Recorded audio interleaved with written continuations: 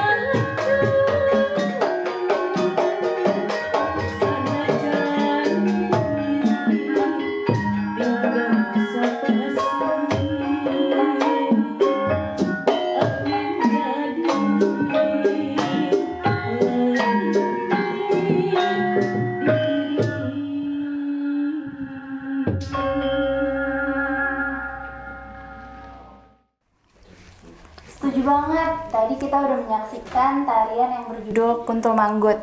Itu tuh diciptakan pada tahun 1982, lalu disempurnakan pada tahun 2019.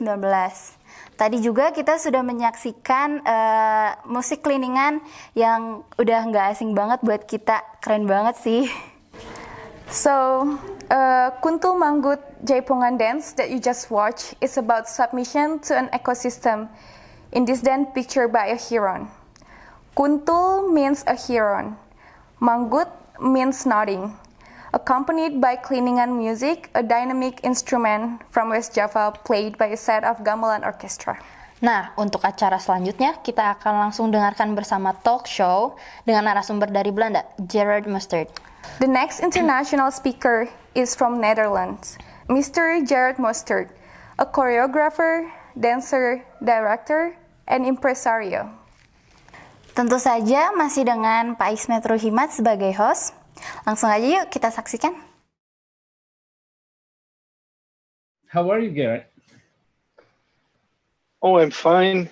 The sun is shining, but it's cold. Yeah, yeah. Of course, same. I think it's also in Bandung right now. It's rain, so I think also a little bit cold again. Also in Bandung. This is about the commemoration Pak Gugum after he left us 1 year after, and then why I tried to invite you to be part of these discussions, because I think this is really important to, and then we will a very great honor to have you here and to discuss together with this kind of energy after Pak Gugum left us 1 year ago.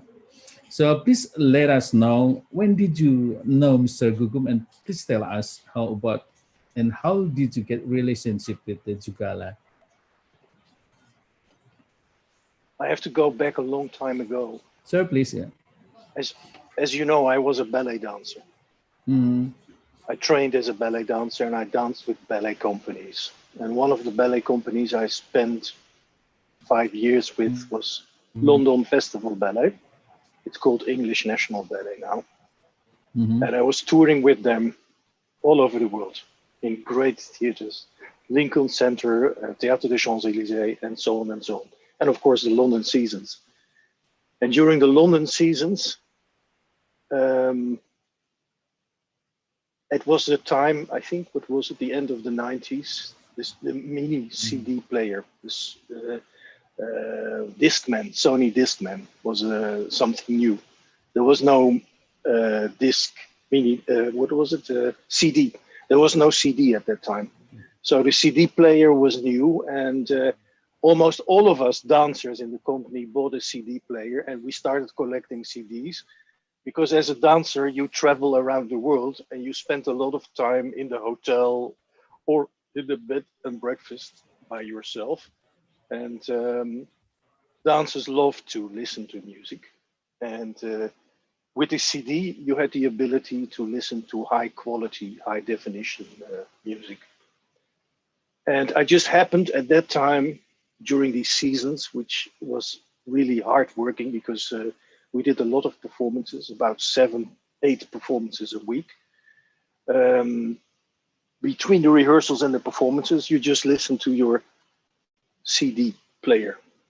And I collected CDs. I'll just show you, I still have a big collection of CDs that I collected during that time. A lot of classical music and popular music and so on. But I also happen to like world music very much. And there were certain CD shops in London where I used to buy them. One of them is at the Strand, somewhere in the center of London. And they had a discount section wherein they were selling CDs, because at that time CDs were very expensive. And in this discount section, I found very unusual CDs. And I bought for a few pounds, British pounds, I bought this CD. it says Eus Komaria with Jugala Orchestra, Jaipongan Java. So I listened to it in the shop. And as you know, I am partly Indonesian because my mom was born in Indonesia. We have in Holland, we have a lot of people with Indonesian ancestry. So I have a soft spot for Indonesian music and dance. Some of my family members are Indonesian, dancing Indonesian or making Indonesian music. So when I listened to this music, I was just so flabbergasted because the sound of this music was something I never heard before. It was a CD produced by Colin Bass. And I read the name for the first time in my life, Dr. Gugum Gumbira. I heard the voice of Ais Komaria. Very, very beautiful. And the compositions were so unusual. So I never forgot about his music. And it was one of my most popular CDs. And then later, many years later, I returned back to the Netherlands and I started choreographing because as a dancer, you cannot dance all your life, especially if you're dancing ballet. So I returned to the Netherlands and I wanted to create performances. In the meanwhile, now I created a lot of performances. As you know, I toured a lot in Indonesia. I've been in Indonesia for about 20 years. I performed everywhere. Yeah. And one of my first works was created on Pak Gugum's music. I used the songs from this CD, Enggalkeun, Bulan Sepasi, Daun Pulus, Sinden Beken. And with these songs, I created a piece called Ketuk Tilu. You know what it means. And it was very unusual because the Netherlands has a special connection with Indonesia. And I created modern dance productions. But I was at that time exploring my Indonesian background through creating performances. It was a sort of psychotherapy process. And it seemed to be a big success because not long after that, I got a lot of exposure here in the Netherlands with this performance. And that actually decided the course of my career because I created performances and co-productions with Indonesia for about 20 years. And what I did is after the success of this piece, Ketuk Tilu, I came to Bandung and I met Pak Gugum for the first time. And it was incredible because I visited you at your place. I saw his daughter Mira. I saw Mbak Huis. And there was immediately like a family feeling. I showed them the video of the performance and Pak Gugum was honored. And he said he was so happy to see that someone 10,000 kilometers further was inspired by his music and created a totally new work. So we became friends instantly and we stayed friends for a long time. And every year I came to perform and tour Indonesia and always Mbak Huis came to see my performance. She brought a bunch of flowers every time. And we always said to each other, we have to do a project together. So as you know, I came to Bandung every few years. And we always discussed the possibility to do a co-production together. Until even not long time ago, 2 years ago, I was at your place to meet with Pak Gugum. He was in good shape, and it was wonderful to see him. And we developed the idea after knowing each other for such a long time to do a co-production with Malaysia. But then many things happened, including the pandemic. And very, very sadly, I learned that Pak Gugum passed away last year. And before him, Mbak Ois, which I thought was also a very big loss, because she is one of the most beautiful voices that I know from Indonesia. And Pak Gugum's music is unique. I was stricken by his music because of the polyrhythmic complexity, which actually leans itself very well for dance. Actually, funny enough, I'm a musician also, and I felt immediately connected to his music because Pak Gugum is a dancer, a choreographer, and a musician at the same time. And somehow in my work, music plays a central place. And a choreographer who is making music himself is working in a different way with choreography, with dance.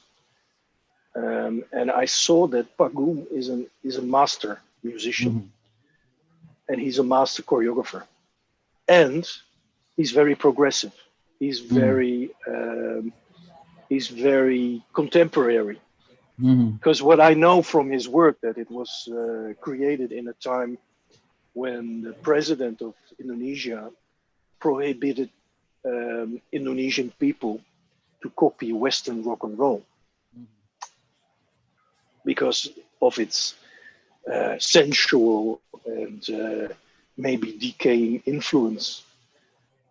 And Pak Gugum very smartly created the Indonesian answer to Western rock and roll by using traditional elements and creating something totally unique.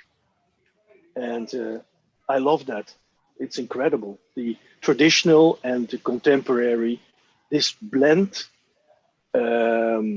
it's so unusual. And that's what I heard when I bought this CD. And luckily it's not a gramophone record, because it would have been already destroyed by listening to it endlessly. And I copied this CD to make sure that if this one is broken, I have many other copies, because this CD is very hard to get. Okay. Later I tried to find another copy. It was very difficult. But yeah, that's actually the connection with Pak Gugum. And that's how I got to know Pak Gugum.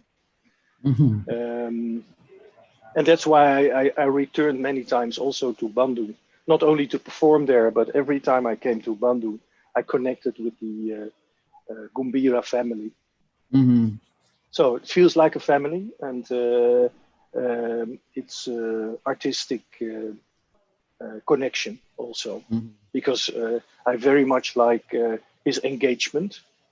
He created this work also as a political statement, which I like this very much.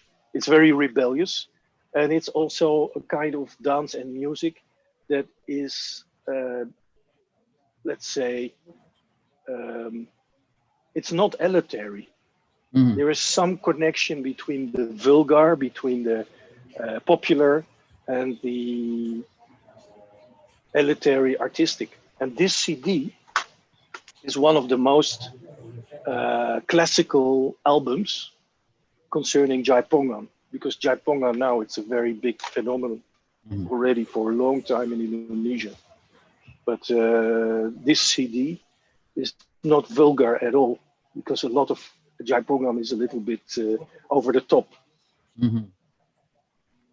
So that's what a little bit what I can say about this. And yeah, it's a very big loss, I think, for the world music and dance community, that Pak Gugum is not there anymore. Yeah, I can feel the same too. Yeah. But his heritage will not be lost. So his contribution to the performing arts is historical, in my view. You know? So, and it played a very important role in the career as a choreographer that I had. Because without that key performance, I don't think I would have had such a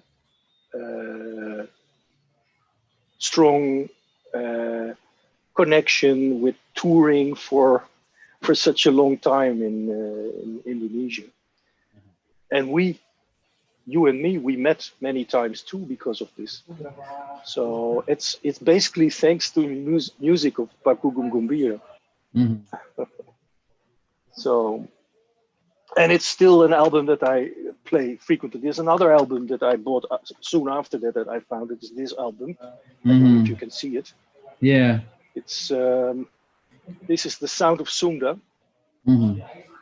But it has a slightly different style. Also, that is a very beautiful album, and it has this, the voice of Mbak Ais on it. But the big explosion for me was the album Jaipongan Java. It's one of the most remarkable albums that I have in my collection. So. And I read that Colin Bass is speaking as well. Colin Bass, I know as a bass player, I think of the symphonic rock band Camel. Yeah. I once saw him performing in The Hague in the Netherlands. That was a beautiful concert.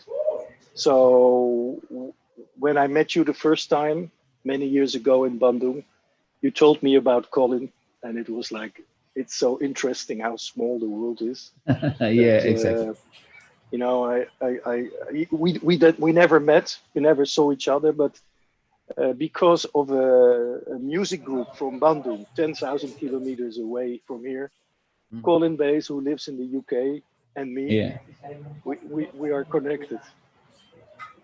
Yeah, but I think we met once. I still remember when I came with the Jugala All Stars in Tong Tong Festival. The Yes, leader. that may be very possible. Yeah, I think because he's the leader for the Jugala All Star. I met when you have when you do get some, I don't know what kind of contemporary dance last time in Tong Tong Festival. Yes, yeah, that's true. For 9 years, I worked with Tong Tong. Yeah. Actually, it was called Pasar Malam Besar at that time. Yes. It was a big festival, and I basically almost for 9 years in a row I performed my performances there, and I attracted a lot of audience like you. And I think yes, we must have met there. I don't think I saw Colin Bass there, but I did see you, and that was a very special time.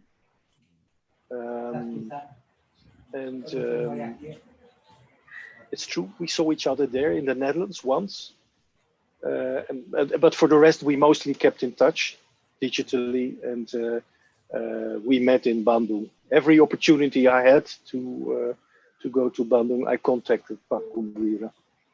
And as I said, what is very special when we performed in Bandung, and mostly we performed in Taman Budaya. Oh yeah. Mbak Ais came always with the bouquet of flowers. Oh. It was very lovely. And every time we spoke, that yes, we have to work together. We have to collaborate together. Because what I have to say as well is that my conversations with Pak Gugum were always like this. That Pak Gugum is very much infusing. He's very much in taking elements from today and blending it with tradition. And I love that approach. So our discussions were about that, you know, even hip hop or whatever, you know, even the newest dance or music developments, he was acquainted with that. And he said, why not connecting that? And it's true. And it's interesting that he was doing that already in a time where this was very, very uncommon. Today it's very common. At that time it was absolutely not done. So in my idea, he was a very visionary artist doing things that were at that time really not done. But even then, his music is so unique that even today, this kind of quality, it's rare. Yeah. The really interesting experience, and when I heard your history to meet both Ibu Ois and Pak Gugum as well. And so let's get back to the Jaipongan. How do you see the Jaipongan if I compare in your background as a contemporary choreographer? The Jaipongan, well, of course, when I created my version of Jaipongan, I haven't seen Jaipongan. There was YouTube was not so developed. I don't know even if it existed. I think it didn't exist at that time. So I just created my own Jaipongan dance. So it was a blend of ballet, modern dance, some fantasy about Indonesian folk dance. And strangely enough, some of the movements coincide with Jaipongan as I later saw it, because the music actually invites to move in a particular way. And then thinking about pencak silat, the martial arts form from Indonesia, which I'm acquainted with. And also I trained before in Asian martial arts. So some elements I combined with what I know of modern ballet, classical ballet. And it actually caused a kind of expressive way of moving. I sent you a video clip of it, Ketuk Tilu. And when I came to Bandung later and I saw the real Jaipongan, it didn't surprise me that it was not so far from what I thought that it would be in reality, and that it connected to what I fantasized here.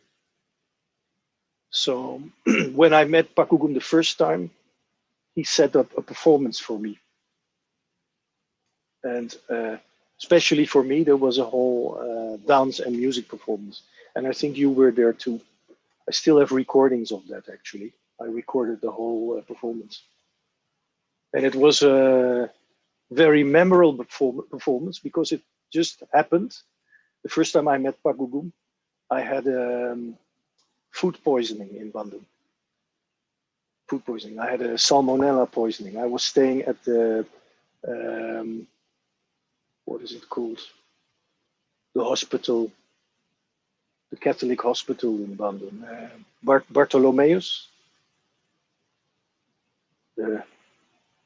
What's the name of this hospital? I stayed for a week in the hospital there. It's Borromeus, right? Borromeus, that's it. Borromeus, yeah. Yes, Borromeus. Yeah, Borromeus Hospital. I stayed there for a week, and then after that, I was very sick there. People thought that I was not going to make it, and then I cured, and I think a week later I made an appointment with Pak Gugum. So I was just recovering, and then I visited Pak Gugum,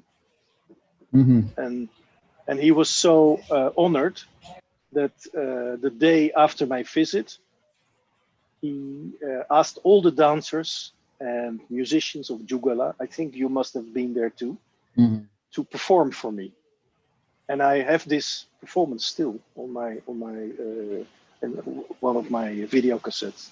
Yeah. So that's the beginning of my long time visit, continuously visiting Bandung, and also every time proposing when is the good time to create co-production. And the last time I met Pak Gugum, we were very concrete. So, and I still want to do that. Yeah. I think I told you. So that is something that we will discuss when we meet each other, hopefully this year, when the pandemic is gone.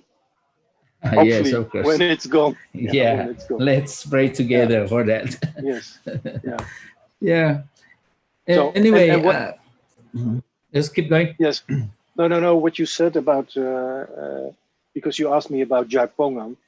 What I noticed when I saw the dance, I saw it was a mix um, of silat, folk dance, and it had very sensual elements. Mhm.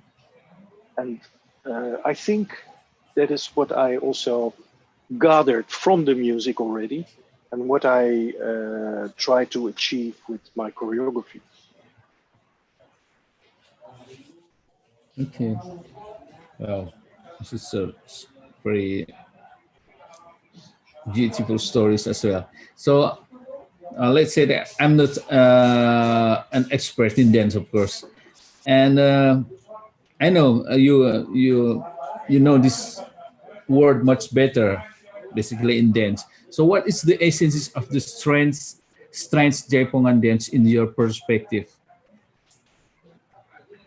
It's there's a lot of hip movements, Mm-hmm. and it's very unusual for Indonesian folk dancing Okay. because mostly there's a very formal way of using the body, and with Jaipongan, the sensual, the erotic, even you can say, it's very strong. It's one of the most erotic dances that I know Mm-hmm. from Indonesia, but also from the West, because the historical dances from the West, the folk dances, they are. I mean, it's always about man and woman here, Mm-hmm. so there's this sexual tension, but it's not as erotic as Jaipongan. Jaipongan is really very erotic, very sensual, because of the look, because of the hip movements, and so on. And it's interesting because you can see that it is a very new development to what it was before, because Pak Gugum he looked very well to the essence of rock and roll, Mm-hmm. jive and rock and roll, which are erotic dances too, where you use the hips, rocking and rolling.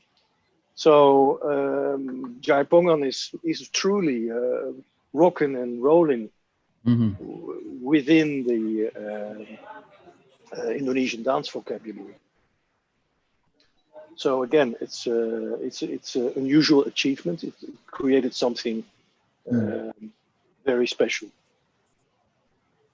and something very popular, because Jaipongan, as you know, it's extremely popular in Indonesia in particular. But in the West, at the time when I bought this CD, Mm-hmm. nobody heard of Jaipongan. And of course, still in the West, Jaipongan is only known within the Indonesian community.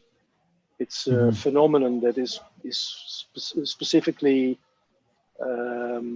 strong in Indonesia, maybe in Malaysia too. You know? But in Indonesia, everybody knows Jaipongan. Mm-hmm. Yeah. And that's thanks to Pak Gugum. Yeah, of course. So compared to your choreography, Ketuktil, because also had been many times to show your choreography to my students. Uh, so please let us know it's the idea of that choreography for basically for the Sundanese mm, audience or Sundanese dancers.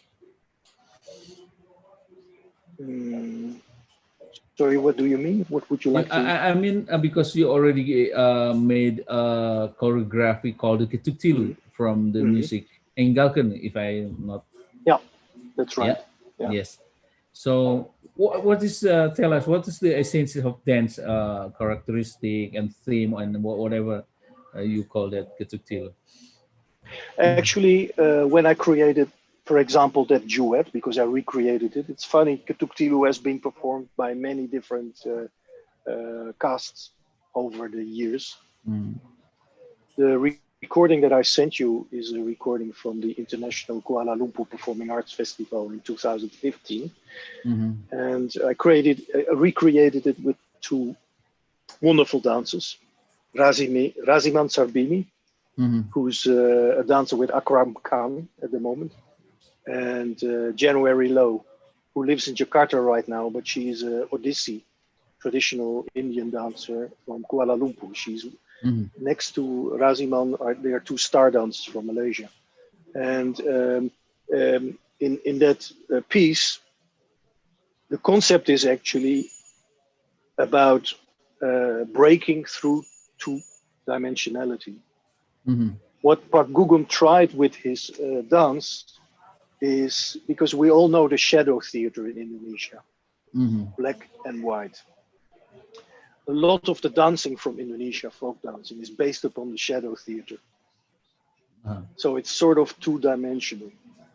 The extra dimension to make it sensual and passionate, that makes it colorful, and but it's rebellious. And this piece is about this. It's about making it three-dimensional, going from two-dimensional to three-dimensional. And this is also a connotation on behaving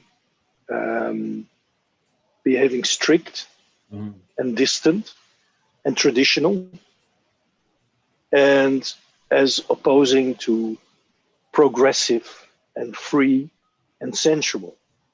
So that's what you can see in the performance, is that the dancers move from strict, they break out into free, sensual dancing together. Okay.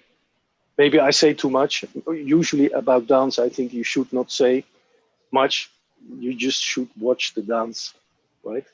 No. The important thing for me, or not for me, also of course for the Sundanese choreographer, or even also Sundanese composer, is why the Jaipongan music so potential in the way that you did with this kind of choreography. For me, it started with the music, because that was so spectacular. Okay. It was so spectacular. I mean, we all know that the kendang is improvising, the Javanese drum, Sundanese drum. So if you want to make dance on music, you have to know the rhythm. Okay. And the kendang actually puts you on the wrong track, because it's so complex, you don't know where you are in the piece. So it took me a lot of time to figure out where in the music are you? What is your reference to know when you have to do what with your body? So I learned that I have to follow the gong, because the gong, even though it's complex, it comes back on predictable moments in time in the piece. If you follow the improvisations of the kendang, of all the other instruments, you get crazy. It's like, what is this? You know, it's so complex. So for me, it was a big challenge. Also, when I created this with the dancers, to map this composition and to master the complexity of it. So basically, that was for me, that was the first thing that I was going. And then, of course, the idea that you can see from the composition that it was rebelling against the traditional predictable rhythms. And I love that. So that's why it is basically, it is rock and roll is a rebellious music and dance phenomenon. And well, this is, it's revolutionary too. It's very rebellious. It's against the grain. And even listening to it, it's not that easy, because you ask yourself, what am I listening to? A beautiful voice, a beautiful melody, but rhythmically it's shifting, and it's pretty. It really takes time to see the structure, to hear the structure in it, and I love that. I think it's a masterfully composed piece of music. And it combines structure with excellent improvisations, Mhm. because these improvisations are also masterful. Beautiful counter rhythms and questions and answers, and it just shows complete high quality craftsmanship, and very surprising. So the element of surprise is very strong in his music. So that's why it attracted me to choreograph on it. And I think to dance on this music, it's also not that easy, because you have to know the structure, particularly in this CD, this recording. Other Jaipongan music, I think maybe it's different. I don't know. Some of it can be more, let's say, simplified, but the compositions on this album are very complex, and not only complex, but also very emotional as well, because of the singing of Ibu Ais, but also because of just the whole atmosphere in the music, which is so beautifully captured. Yeah. Okay.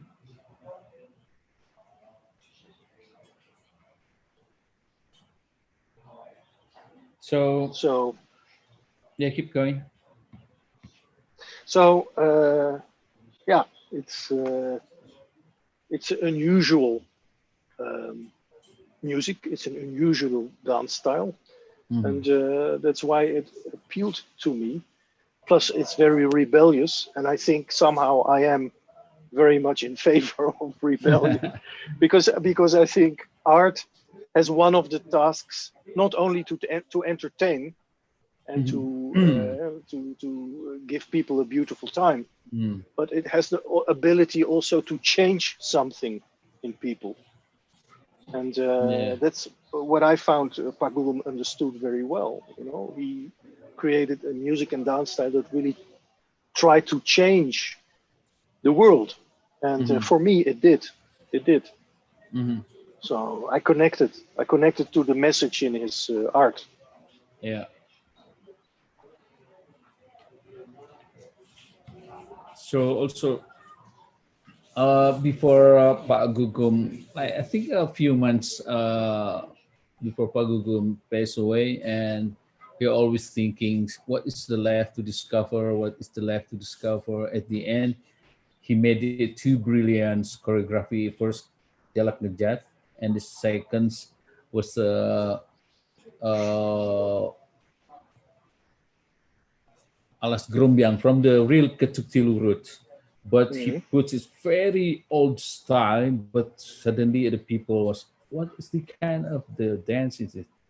And then for me it was like incredible. But in musically, every time I try to follow Pak Gugum idea, at the end I know Pak Gugum is always one make the different things, even in music especially. He always want to put not the same frame, but he always want to make like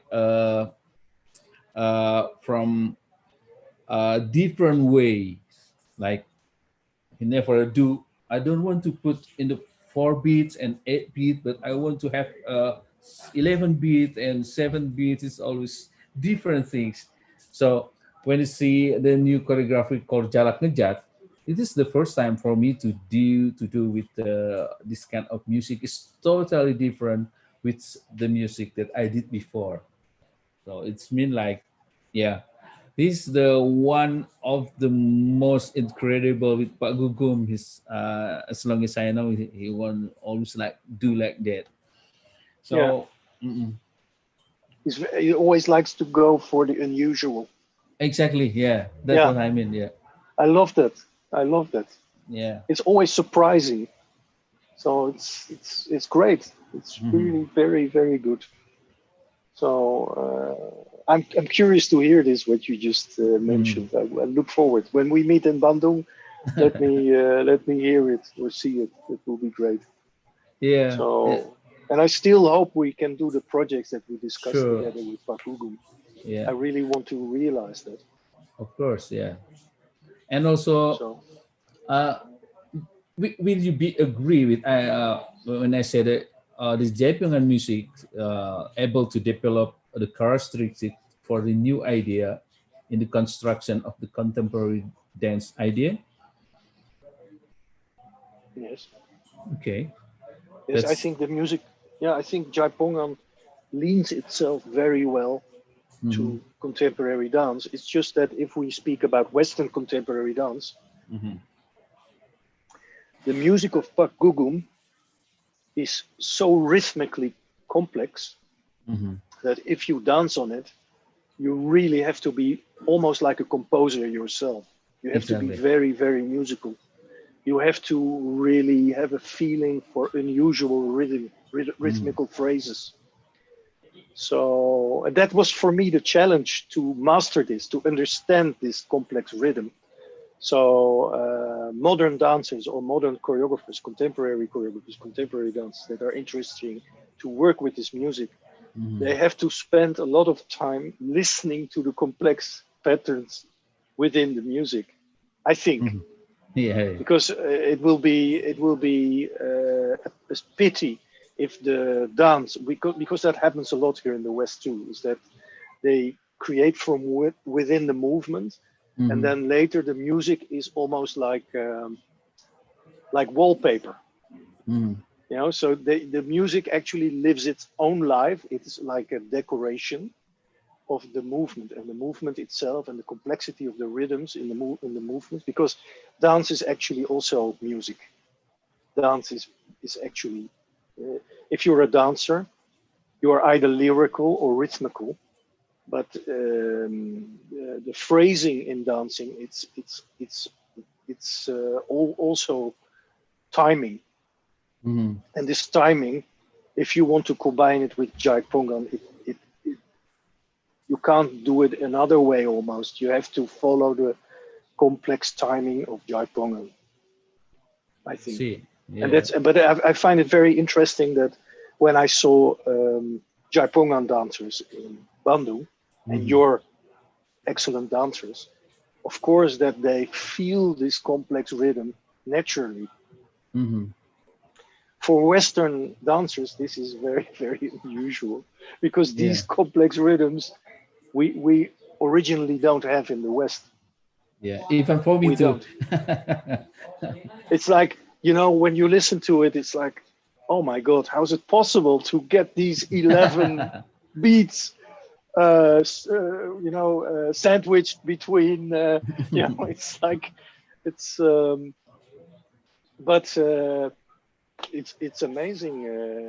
It exists, and apparently also there's a whole bunch of dancers that really feel this complexity, and they can even improvise on it as a dancer. So it's a phenomenon. Jaipongan didn't exist before Pak Gugum Gumbira. I So agree. Yeah. he's the one who delivered something very unusual, and I think it will never leave Indonesia, because it's still as popular as ever. Oh, yeah, I agree. No, I just wanted to say that this album, it's really one of a kind. It's so good. It's really a top album. So if anybody would like to listen to Jaipongan, they should actually buy this album. I'm now making advertisement for Yes, yes. for Jugala. Thank you so much. Yeah, but I don't Even- know if, as far as I know, this is not for sale anymore. This album. Yeah, because also it's already really hard to find physically as well. Yeah. But it's one of the jewels in my collection. I mean, it's really superb. It's and it's very emotional too, because it's very technical music. I find it's very complex. You cannot easily copy this music to play it, but it's very rich in emotions. It's very rich in emotions. So it's really like almost like a roller coaster if you listen to it. It's you close your eyes and it's like. And what I like, of course, very much about it as well, is that for a Western ear, this is one of the first in the 90s You know, in the 90s, there was a very big wave during the introduction of the CD player and the compact disc. There was a high interest in putting everything on CD, including world music, so exotic music, music from Africa, from Asia, from South America. And I have the feeling that this album didn't get as much exposure as it should have gotten in that scene. Because when I bought this CD, I bought it in a discount section of the CD shop. And that says that, you know, if it's discount, it means that it's sort of, you know, it's not like a big sale. You know, it's not all the popular expensive CDs you pay a lot of money for. And this I paid 2 or 3 British pounds for, you know, but it is the best CD I ever bought, you know, for £3. So yeah, it's. Can you hear me? Yes, I can Because hear you. Yeah. Okay, because I couldn't hear you. Mhm. Well, oh yeah, what I want to say too is that by music you can make the world smaller. I agree. Yeah. This music is something that maybe average Dutch person will not listen to or buy because it's strange for them. But if you introduce recordings like this in the CD shop or you play it here on the radio, there is an amount of people who are sensible to it. They're sensitive to it. They find it interesting to hear because it's so unusual. It's so exotic, you know. And I think I'd like to promote, and that's I think possibly also why I cross-culturally choreograph, because I highly believe that by making art, you can make the world smaller. Yeah? And it's already happening because of technology. You know, you live 10,000 kilometers away from the Netherlands, but as you can see now, technologically, we are talking together, we're seeing each other, and we take this for granted. But not such a long time ago, this would be impossible. So the music of Pak Gugum also contributed to this making smaller of the world, because this is one of the first compact discs that I bought. The compact disc was just introduced not such a long time, and they were very expensive. I think you paid, what was it, 10 or 20 British pounds for one compact disc. And this one, as I said, it was only 2-3 pounds, but I listened to it in the shop. And because sometimes the cheap CDs, they are cheap because they're not so great. Yeah. But I listened to this CD and I thought, this is unbelievable. It's £3, but it's such great music. So it was one of the best buys ever. And yeah, I hope this music will be still played also here in the West, in Europe.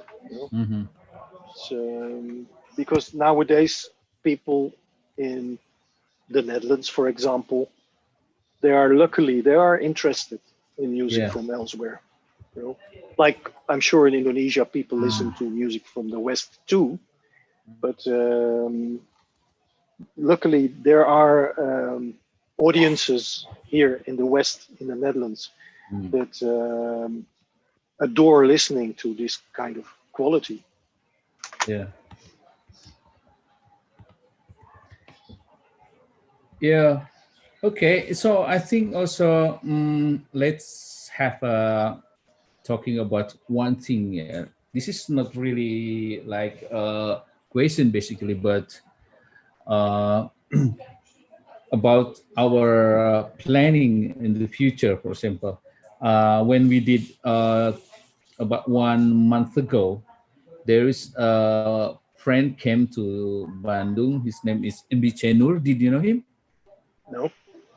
He's a very good composer. I think also he always get a connection in Salihara.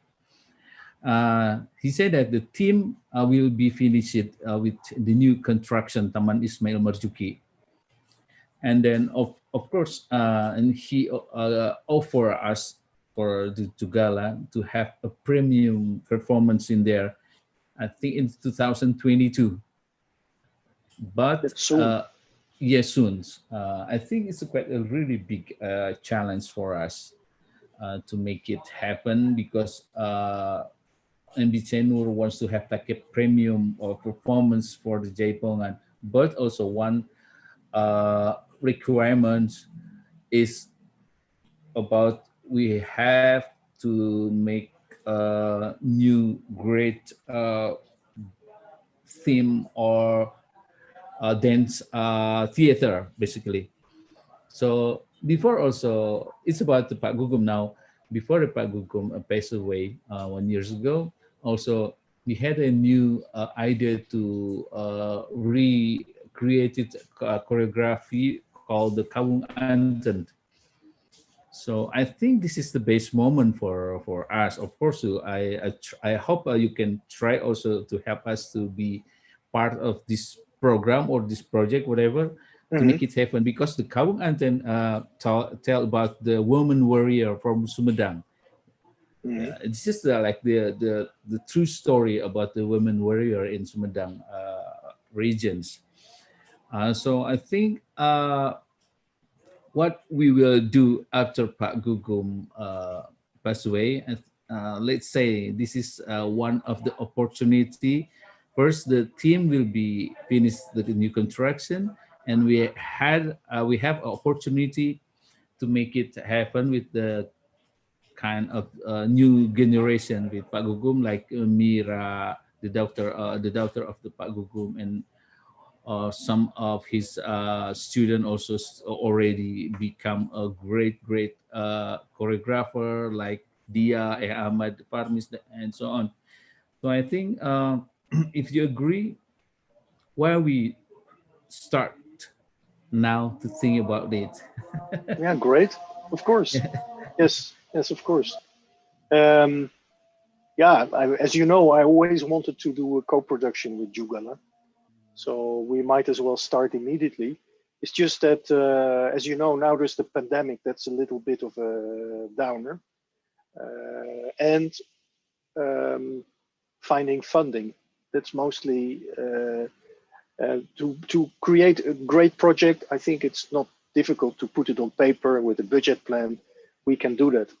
But how to get the funding in these times to get a production realized, that's something you need some financial talent for that, Mhm. you know. Okay. Yeah. So I think yes, we can do that. We have to make a concept, production plan, and a budget plan, and a timing, of course. When are you going to do it? 2022, you said, right? Yes, Okay. about 2 years Okay. more ahead. Okay.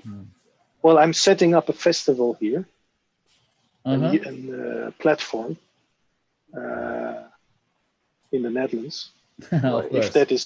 that will work, I don't know, but that would be excellent something maybe to present. But things are unforeseen at the moment because of the pandemic. The whole cultural scene has crashed. Um, it's very unclear how we will get out of this COVID-19 Mhm. situation. You know, Yeah. we start vaccinating. We just started vaccinating a few days ago, and we're still not sure what the effect will be. We hope, of course, that we will control everything, and then even if COVID-19 is controlled, how will we get back in charge of our life as Mhm. it was? Because this is a very unusual crisis. What happened? It's an invisible enemy that we are fighting worldwide. It's almost like a third world war. So that will be a very, very big challenge. But for artists, I'm sure artists, they want to continue to create art. So yes, of course, I would love to co-produce and collaborate. Let's do it. Yes, I will say definitely yes by now. Thank you so much. And we will have to speak about it. And I hope later this year I will come to Indonesia in a pandemic-free world, and we can continue our conversation about this live. Oh, okay. Last but not least, because I think this time is running out. Is there something that important that you want to say for us, basically? Continue and cherish the heritage of Pak Gugum and Bak Ais. They are wonderful artists, never to be forgotten. With all my love, I think it's wonderful that they existed, and they still exist through their art, at least. You know, so yeah, that's what I want to say. I think I'm very lucky. I'm very honored that we got to know each other through Pak Gugum and Bak Ais, and it's truly very unusual. So hopefully they will be listening to this conversation and they will be very happy. Yes, of course. I'm sure they will be listening us.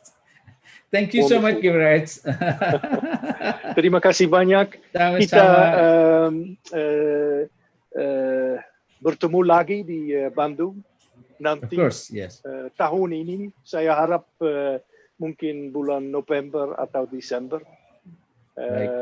Hati-hati, sehat. Terima kasih. Terima kasih ya. Sama-sama. Salam. Sampai nanti. Sampai nanti. Okay, thanks. Buku Bye. terus. Yeah. Take care. Thank you. Bye.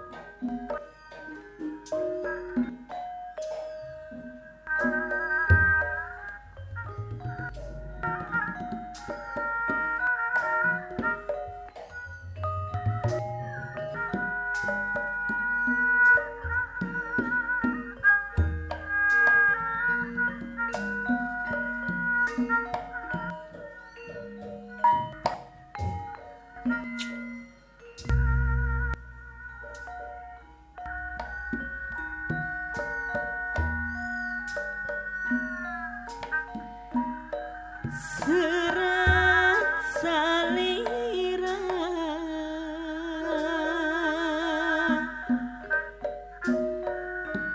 wengi tadi tos katampi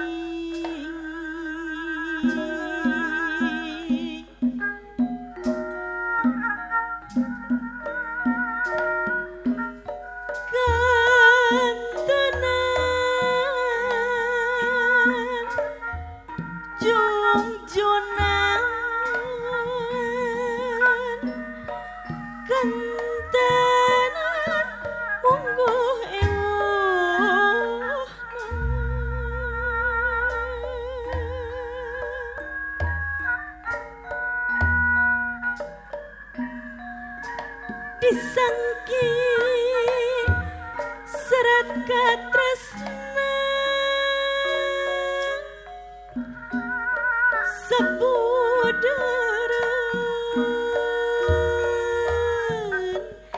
cinta orang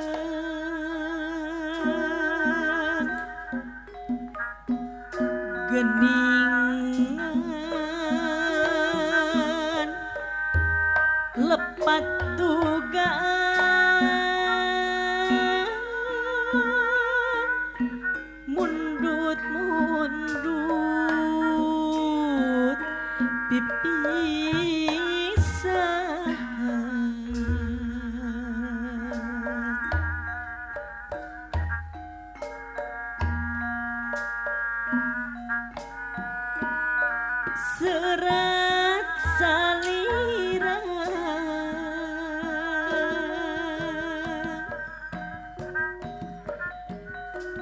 dina jajaran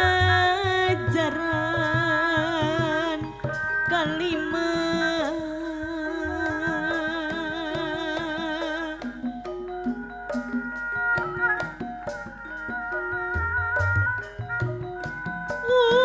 unggana dewasa mun kedah midua hati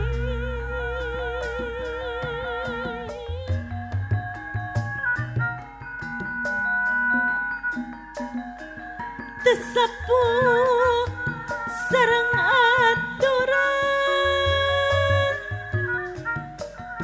sok sieun teu kabadanan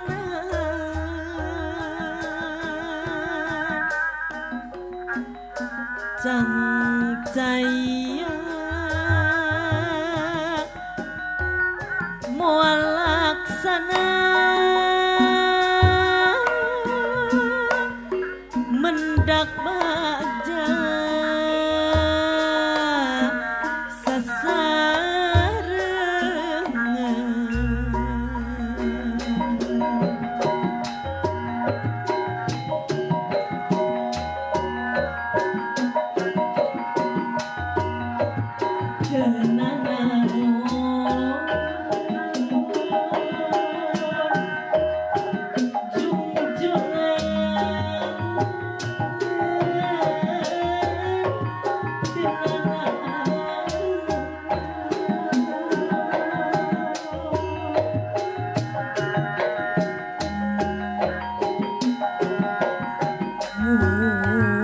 Mun gitu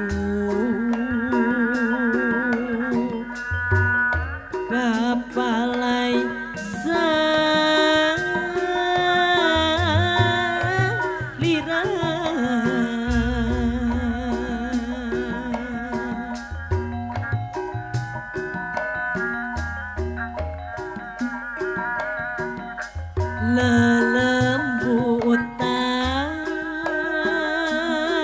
lelembutan ngejerit nunggu pandiri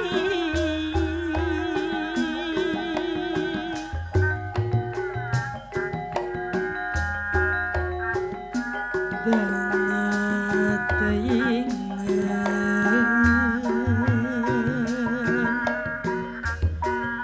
tegate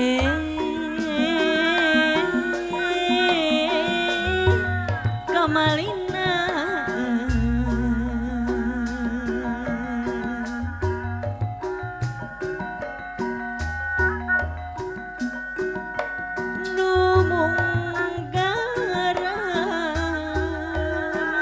numunggaran urang tepung luhur panggung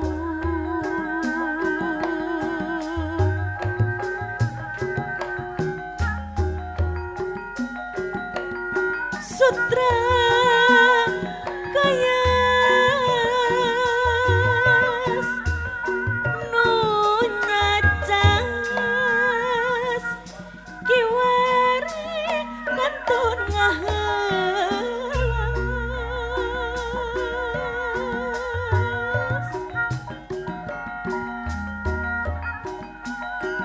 imut-imut nu kamari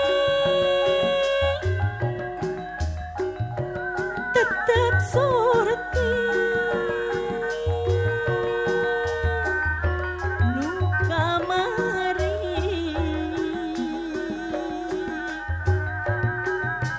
ayeuna duka kumaha pajar urang pileuh